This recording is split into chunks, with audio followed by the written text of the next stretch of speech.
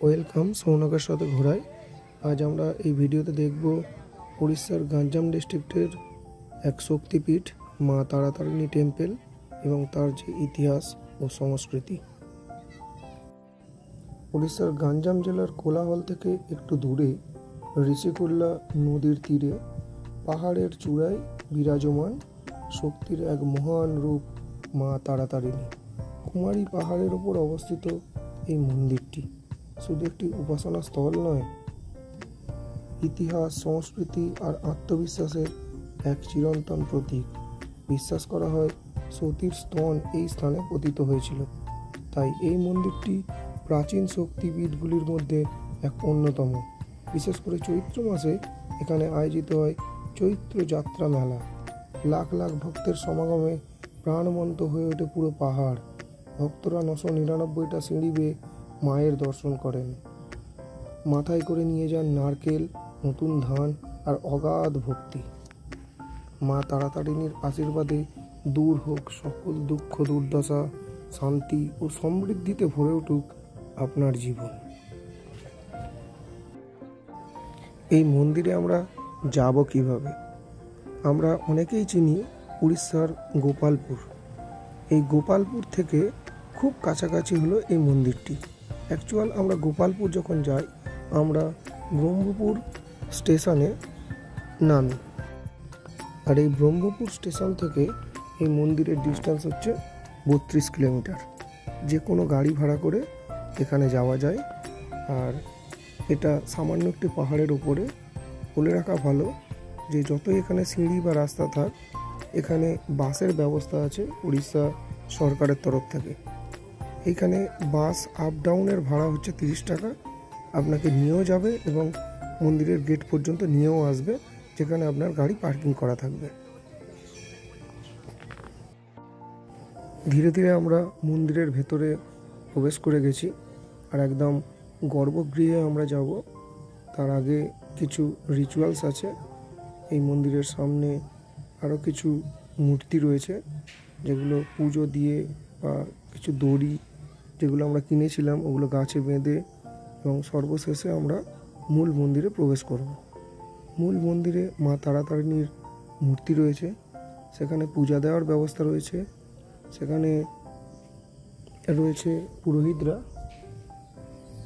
পুজো দেওয়ার ব্যবস্থা করে দেবেন তারাই। দেখুন, এটা হচ্ছে মূল গেট মন্দিরে প্রবেশ করার, আর এই গেট দিয়েই আমরা মন্দিরে প্রবেশ করব।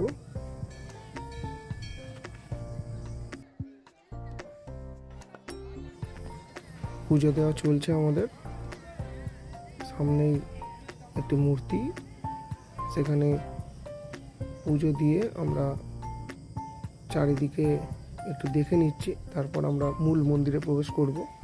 যদিও মূল মন্দিরের ভিডিওগ্রাফি একদমই নিষিদ্ধ, তাই মূল মন্দিরের ভিডিওগ্রাফি আমরা করতে পারিনি। অবশেষে আমরা পুজো দিয়ে বেরিয়ে চারিদিকের যে প্রাকৃতিক দৃশ্য, সত্যি এখানে এই পাহাড়ের ওপরে আর এই ঋষিকুল্লা নদী এর পাশ দিয়ে বয়ে গেছে, এটা অসাধারণ একটা প্রাকৃতিক সৌন্দর্য তৈরি করেছে। তাই আমরা চারিদিকে একটু ঘুরে দেখে নেব।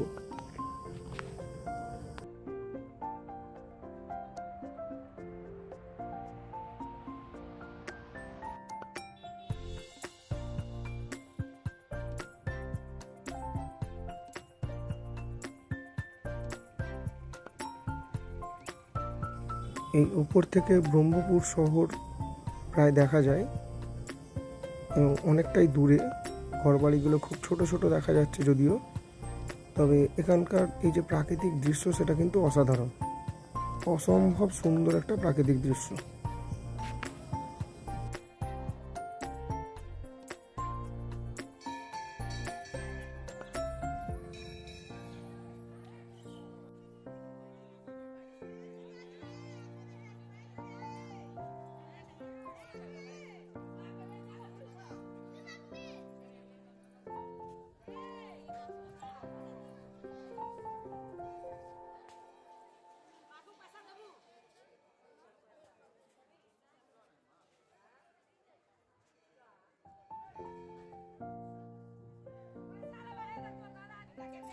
এখানে চেলি কাপড় এবং সিঁদুর সেটা দিয়ে এই গাছে সবাই যে যার মনস্কামনা করে এই গাছে সেই চেলি কাপড়গুলোকে বেঁধে দেওয়া হচ্ছে, তারই দৃশ্য এখানে দেখা যাচ্ছে।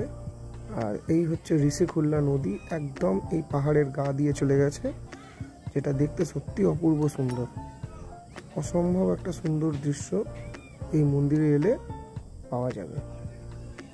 আর প্রচণ্ড বাঁদরের উৎপাত দেখাই যাচ্ছে ভিডিওতে, ওরা বসে আছে অ্যাকচুয়াল খাবারের জন্য। এই যে কোনো জিনিস খুব সাবধান, ওরা কিন্তু হাত থেকে কেড়ে নিয়ে দৌড়াতে পারে, আর এই পাহাড়ে দৌড়ানো মানে আর সেই জিনিসটা পাওয়ার সম্ভাবনাটা একটু কমেই যায়। আর ওই যে দূরে দেখা যাচ্ছে ঋষিখুল্লা নদী, এই ঋষিখুল্লা নদীর একদম পাড়েই হচ্ছে এই তারাতারিণী টেম্পল।